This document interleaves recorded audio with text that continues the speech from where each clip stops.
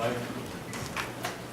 Pledge allegiance to the flag of the United States of America and to the republic for which it stands, one nation, under God, indivisible, with liberty and justice for all.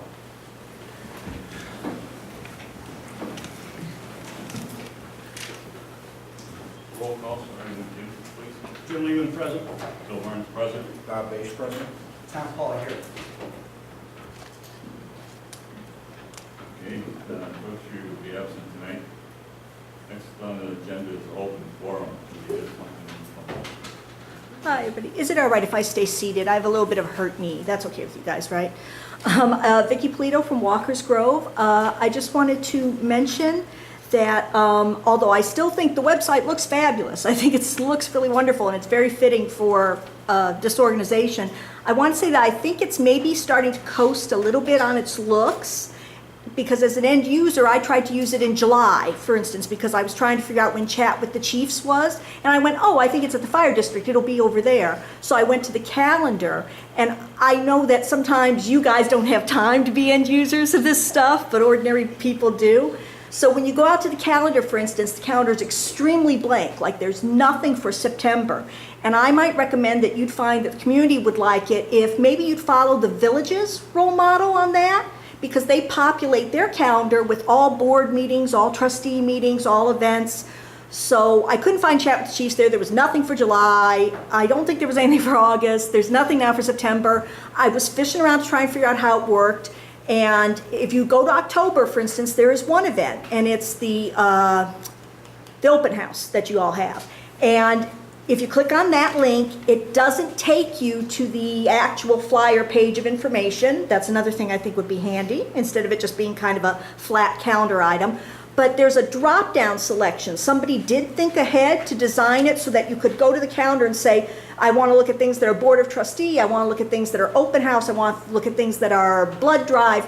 But if you click on any one of those, not only does it not throw you back a list of dates for those events, it also wipes the calendar completely clean.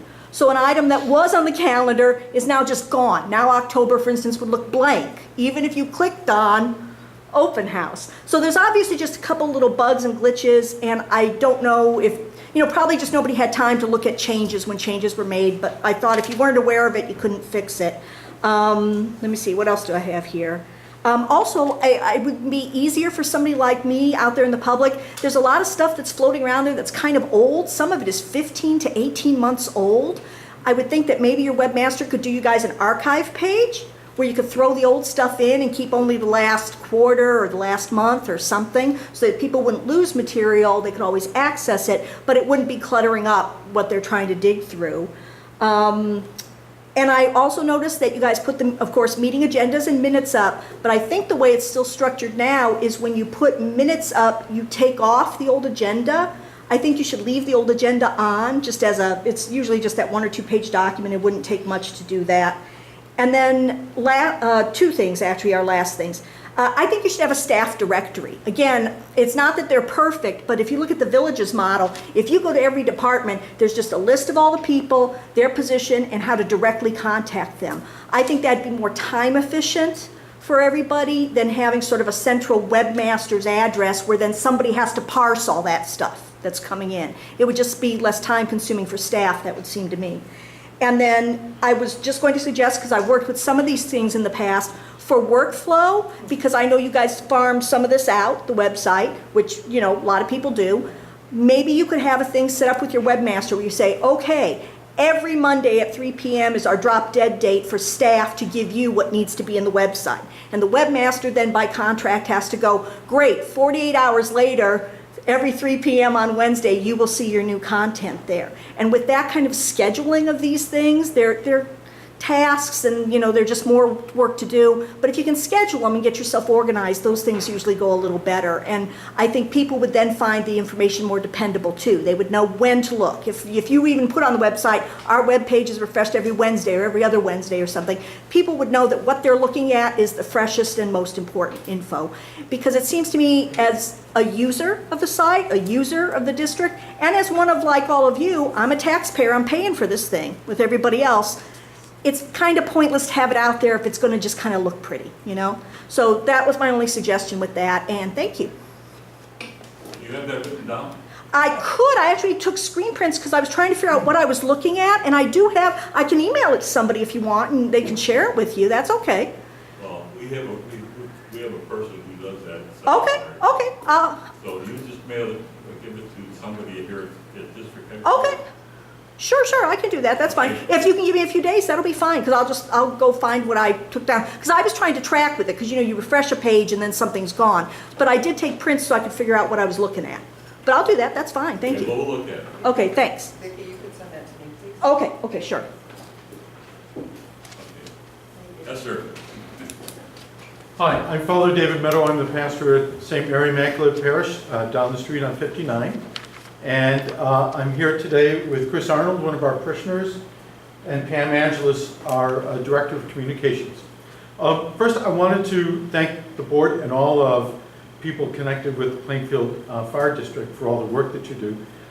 This past Sunday evening at our parish, we had what is the first of what will be an annual Holy Hour on September 11th for first responders, to pray for them and to thank God for the work that they do and to pray for their protection. We're a very large parish, as many of you know, and it's a privilege and blessing for us to have thousands of young people that we try to form not only in faith but in what it means to live a holy life and to be a good neighbor and a good citizen. And we can't do that work without not just the friends and volunteers that we have at the parish, but also people in our community. And with your permission, I wanted to be here this evening to thank publicly and to recognize one of the people who helps us to do that with our youth and is always there for us, never says no when we ask for his assistance. And that's Deputy Chief John Stratton. And we have a plaque to present to him this evening. So, and if it's our, the St. Mary Immaculate Parish would like to thank and recognize John K. Stratton for his continued support of the parish and the community. Dated this date, and with a quote, "Well done, my good and faithful servant." So,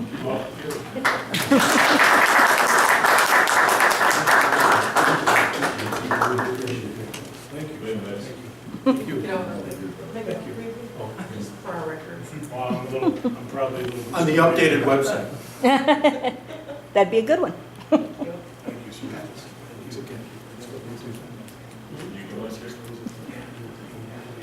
Paper pen forward.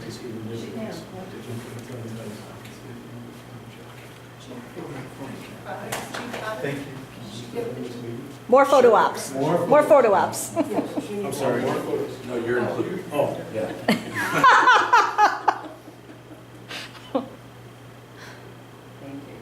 thank you. Thank you very much. Thank you. Thank you.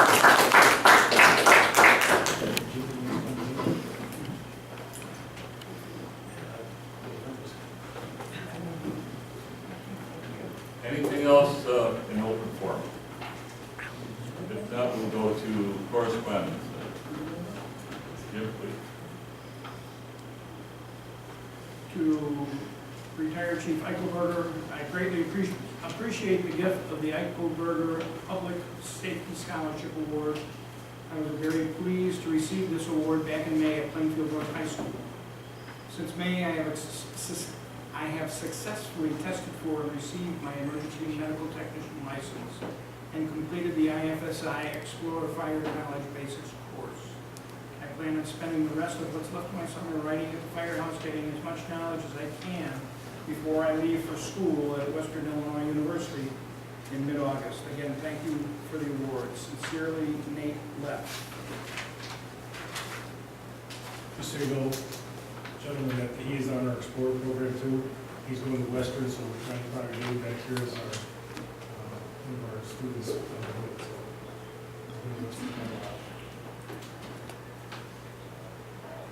To those whom see a future in me, I would like to extend my sincerest gratitude for the assistance given to me and the opportunity shared to pursue my career choice in firefighting. I I learned much and took advantage of the unique opportunity offered to me through attending the Discovery Firefighting Academy at the University of Wisconsin Oshkosh campus this past June. I not only learned about the very job descriptions of fire science, but also received hands-on training, of which I was top ranked in my battalion. I enjoyed the classroom training, which included public speaking and what schools I can attend to further my education. I completed and passed my first aid, CPR, and AED training certification. The camp was very memorable and informative, and I made some new friends. I really learned a lot and will take this forward into my senior year classes. Thank you again to UW Oshkosh for the scholarship assistance and to the Plainfield School District 202 Horizon Grant. Without the assistance from both those scholarships, I would not have been able to pursue this summer camp venture from Ben Toms from Plainfield South High School. Was he one right? Just one, no, this is one. Your Chief Riddle and staff, I can't thank you enough for the opportunity to allow me to complete my college internship at Plainfield Fire. I also want to thank the Board of Trustees for making this fulfilled internship possible for me. I feel with this experience, with the experience the department provided me, it will only make me a better firefighter in the future. Thank you for exposing me to a lifestyle that I have always sought. The Plainfield Fire Department staff embraced me and made my summer there comfortable, yet challenged me every day I spent there. I truly respect and admire the job of a firefighter, and my desire is that this can be my profession someday. I had an amazing experience while interning with Plainfield Fire. Thank you again to all who made my internship possible. Sincerely, from Taylor Messer. Yes, she was at since 360-something hours with us for the internship this summer. She did a great job. That's it. Any correspondence? Item number 6 is approval of the minutes. I entertain a motion to accept the minutes of August 9th, 2016. So moved. Second. All in favor, aye. Aye. Opposed, the same. That motion is carried. And also, I'll entertain a motion for the approval of the minutes of August 23rd, 2016. I'll make that motion. Second. Moved and seconded. All in favor, signify by saying aye. Aye. Opposed, the same. That motion is carried. I'll also entertain a motion for the treasurer's report of August 2016. So moved. Second. Moved and seconded. All in favor, signify by saying aye. Aye. Opposed, the same. That motion is carried. And I'll entertain a motion for the payment of bills as presented. So moved. Now second that. Moved and seconded. All in favor, signify by saying aye. Aye. Opposed, the same. That motion is carried. We are now at item number 9, old business. A under old business says seeking board approval and a motion to ratify and approve contract agreement for services with Kurt's Paramedic Services for 2017. Need any discussion on that? No, this was already approved by the board for a 5-year term. This is just the updated contract with a 2% decrease in cost for 2017 2% decrease. overall. Okay, motion of approval and you ratify? So moved. Second. Moved and seconded. Let's do this with roll call. Jim? Jim Lehman, yes. Bill Barnes, yes? Bob Bates, yes. Tom Paul, yes. That motion is carried. Item B, seeking approval and a motion to adopt an ordinance providing for the issue not to exceed $8,250,000 general obligation refunding funds. Alternate reserve source, Series 2016, for the purpose of refunding certain outstanding funds of the district provided for the pledge of certain revenues to be paid no principal and interest on said bond and the levy of the direct annual tax sufficient to pay such proposal and interest. If the pledge revenues are insufficient to make such payment, authorizing execution of an escrow agreement in connection with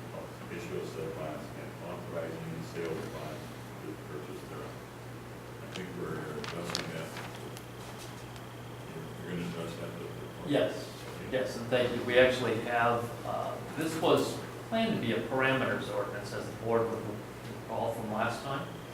And we actually went into the marketplace today as we moved towards sale date. We noticed that interest rates were favorable. We also noticed that there's been a lot of talk lately about the Fed raising interest rates. And so about 2 weeks ago, we sent out a bid package to 64 actually different banks around the country, notably here, as well as all points US. And we received in those bids today for your consideration. We actually had 5 different bidders. If you take a look at the presentation that's shown by the order in which they were received. So we had Key Group Financial, JP Morgan, Chase Bank, which you may recall they were the winner, providing the lowest interest rate for your 2015 refunding bonds. Capital One, First American Bank, and SMB Bank. And you can see in the rates that are shown over on the right-hand side that JP Morgan, Chase Bank well beat everybody else in terms of their overall approach. And so that's what our recommendation is tonight. We'll get into the details in here in a minute. But this solution is superior, obviously, to the bidders that bid, as well as to a public offering. And this is the second time now that a private placement has been more efficient than a public offering. And it's just the nature of where the world is right now. That hasn't always been the case, but you've been able to take advantage of those in both cases. On page number 3 is a little bit busier of a schedule. Notice what I really want to draw your attention to is the savings column that's shown over 2 columns from the right. And those are the savings that we described to the board by taking a level debt service approach for the years starting really in 2018 all the way out to 2032, with then the last 2 maturities removed. So we're saving that much money that we could actually shorten up the debt by 2 years, and in the aggregate, notice that the total savings are $1,573,000. When we were with you last time, we looked at a scenario when we introduced it to the board that was a little bit higher in terms of the overall cost. That also was a solution that was not callable. So, in other words, you take in the transaction and you live with the rate for the balance of the term. This solution is callable. So that provides you with future flexibility. That flexibility can be anywhere from refunding for savings. Hard to believe that you'd be able to refund for savings with a 2.01% interest rate, but it can be done. It's hard to believe that, it could also be for restructuring purposes. Now, we don't know what the future lies, but it's always good to have some flexibility, and that's what this provides, is a more efficient transaction if you need efficiency. And similar to what you did with your Series 2008 bonds, you could also redeem them in and pay out of your general fund reserves if the board at that time is so inclined to do so. And again, that provides for additional flexibility and efficiency. So $1,573,000 is the net amount of savings. That's after all costs of issuance. The present value is what those dollars are worth today. Your auditor primarily wants to know that information. And we tested as well. GFOA says that whenever you do an advance refunding, your savings should be not less than 3 to 5% of what your bond size is that is being refunded. You're about 4 times that value. And so this is one of the largest percentage savings that I've done in the recent past, and just is owing to the fact that rates that we've bounced off of the all-time lows, which we established in June, but nevertheless still very attractive. Obviously, JP Morgan Chase loves the credit since they provided a low interest rate bid on both of your most recent transactions. The refunding, the calendar from here, this is a little bit expanded versus what I showed you last time. It essentially shows you that the escrow that we're going to be purchasing with the proceeds of the refunding bonds will make payment on those interest payments. Remember, this is a bit different of a refunding, it's a crossover refunding. So you'll be entitled to receive your Build America bond subsidy all the way through January the 1st of 2018, at which point then you'll no longer receive the subsidy and those bonds will no longer be out there. Up until that time, you will receive the subsidy, and the new bond payments will be made for by the escrow account itself. And then the escrow account makes the final payment on January the 1st of 2018.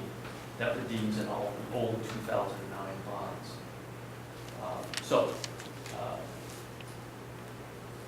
Interesting time. Right now, we've seen bond interest rates jump around a little bit. If you've been watching the stock market, that's probably the headline more so than the bond market.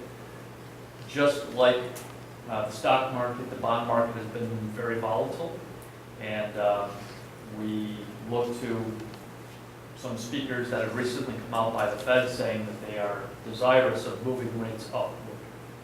And so that's one of the reasons that we're bringing this forth. Hard to tell what's going to go on in the future, but we kind of look at these factors, and certainly from a savings standpoint, these well exceed the GFOA standards. Not that you are, hostage to the GFOA, but nonetheless, it's still important to have a baseline to compare against. So, yeah, more than happy to take the trustees' questions at this point. One quick question, and I don't know if this should be directed at you or directed at Tom. Is it against the law to write all this paperwork in English, or? Yeah. I lost about two nights trying to wade through all of it, and it was painful. It's certainly a specialized field. It's out of my pay grade, trust me. Oh, okay. Stratton and Cutler is the author of those particular documents. They have a partner and then a senior attorney that's been working on this transaction. They've communicated with Tom's office on this. And so as we move towards closing, which is established for October the 17th, so a little bit of ways away, they'll be asking for some of Tom's opinions on this, and we'll gather up all that information. Well, what they do is they render what's called an unqualified opinion, and that's what we always want. And we've already provided them with enough information that we feel very good that they'll be rendering that. So we actually have the actual sale ordinance tonight. So as much as it might pain you to read in that ordinance, because this is the parameters ordinance. So if it would please the board at this time, if you could read in the actual ordinance. Does that make sense, right, Tom? Or We don't have to physically read it. no? Oh, no. You Just make me very nervous. the introductory paragraph. Yeah, Tom, start reading.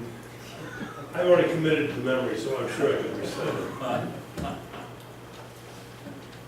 But The that- title of the ordinance is what you're The looking at. title of the ordinance, yeah. That way then you are actually voting on the exact term of so instead of the not to exceed, it's the actual amount. And that's really the only thing that changes in that particular ordinance review. So somebody needs to make a motion to adopt ordinance number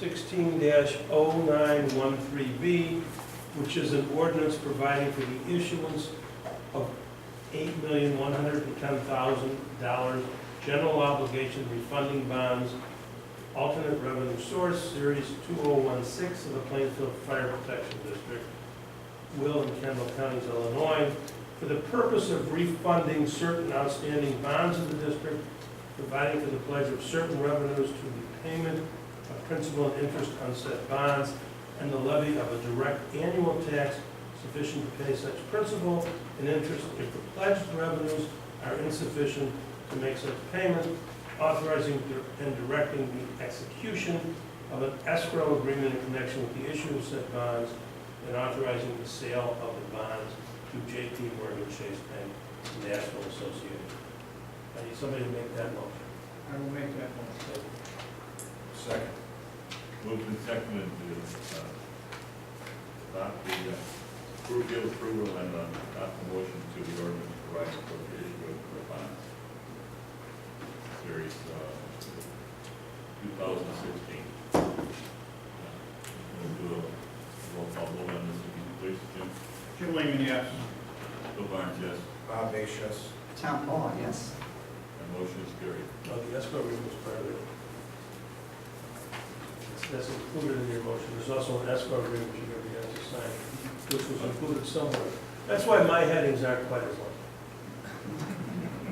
Yeah, I'm sure that the Reader's Digest version. in large print. Although you will notice that when you do a levy or a budget, I do make you put into the record the title that we have of it, for just that reason. So, will that be up for signature right now? Is that what you're saying? Well, I'll get the signatures after. Okay, Thank you. thank you. We'll just say the resolution. So item B is satisfactory. You may go. For Stop. me, yes. Stop at my house on the way and let the dog out, please. Thank you. Thanks very much. Thank you. Thank you. Have a great night. Thanks, sir. Item C is seeking board consideration and a motion to adopt amended surplus resolution 16-0913, authorizing the sale of certain real property and surplus thereof. You notice we use the word amended. You already have a resolution. All I'm doing is I'm cleaning up the language a little bit, just so we have it in our file, because you need to actually have a written declaration of surplus. I think we did it way back when, but when we first listed it, but the appraised value went down, so the resolution that you're going to be adopting is showing that you actually sold the property for more than the appraised value, which is a good thing. So I thought we. And it's gone. We did it on. And it's gone, and we did it can on the announce 7th. to the world that the property has been sold. We did it on the 7th,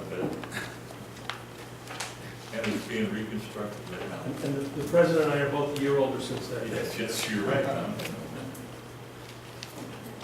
Thank you. Okay, we need a motion on that now? I'll make Yes, that motion. thank you. Motion. Move the second to adopt the motion to Adopt the amended resolution. amended resolution to sell real estate property. Again, we'll do that with roll call votes. Just kind of count. Tom Paul, yes. Bob Bates, yes. Bill Barnes, yes. Jim Lehman, yes. That motion is carried. Thank you. Item D, seeking a board motion to approve the payment of an IMRF on behalf of a retired employee. And that is, we talked about that last week or last month. That's Jim Booth. So moved. And I'll second that motion. Moved and seconded to approve payment of required by the IMRF. Again, we'll do that by a roll call vote. Tom Paul, yes. Bob Bates, yes. Bill Barnes, yes. Jim Lehman, yes. That motion is carried. Thank you. New business. Any board of review notices? Nothing there.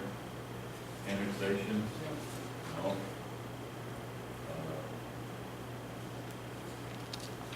How about the West County agreement? We need some discussion on that. Seeking consideration and a motion to adopt the intergovernmental grant agreement for approved at West County to the funding of the 911 surcharge reallocation. We would like to, again, as we have in the past years, say, all of the West County agencies pull money together to make improvements at West County. We'd like to ask you to do the same again this year, and to adopt this intergovernmental agreement between Will County 911 and Plainfield Fire Protection. Okay, bring this back here. Motion to approve the intergovernmental agreement with the West County. So moved. And I'll second that. Moved and seconded, all in favor, let's do another roll call vote. Tom Paul, yes. Bob Leach, yes. Bill Barnes, yes? Jim Leland, yes. That motion is carried.